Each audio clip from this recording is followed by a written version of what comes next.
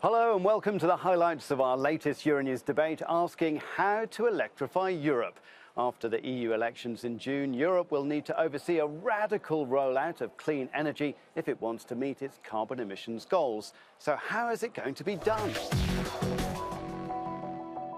If I look at where we stand as the EU, I think our climate ambitions are real, and I think one of the major issues should be in the next term, how can we accelerate? How can we create funds, investments, start co-investing with industry to make sure that not when will we, whether we will meet the climate targets, but more when will we meet them. Are there genuine concerns about populist parties that don't like many of the, this call for acceleration and speed that Mohammed's talking about? I don't think there are big risks there, because a lot of even if the geopolitics has changed a bit, and the motivations might change in emphasis, a lot of the things we actually have on the ground and in terms of implementation are going to deliver in terms of security and resilience and in terms of international competition and so on. So they're actually hitting the right buttons for whatever type of parliament comes out. We have had a very difficult crisis right now. I think it is an obvious element that investments have been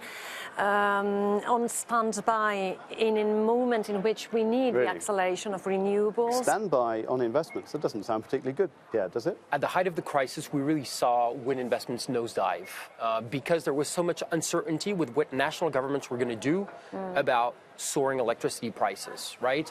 We're seeing things pick up now. Investors are there, that what they need is an environment in which they are confident with their investments. The risk that we do run at the moment with the elections that are coming up, that some of those Green Deal laws, some of the rules that have been set down will get revised. I believe that we have started a movement also with industry that some of the goals will be met whether there is a progressive or conservative majority in this House. Why? Because it's called technology, innovation, development. You know, once certain technologies get below a certain cost, then people will invest in them because they will make money, not because they care about climate or about energy transition. It's just an opportunity. And I think that we have right now the real proof of the cost that it produces when we are not developing our own autonomous energy sources. We have had a crisis in which you were talking about what happens when there's no wind and no sun.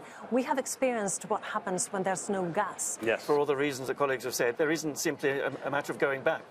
Going back to something as mythical as cheap, secure fossil fuels just isn't on the cards anymore.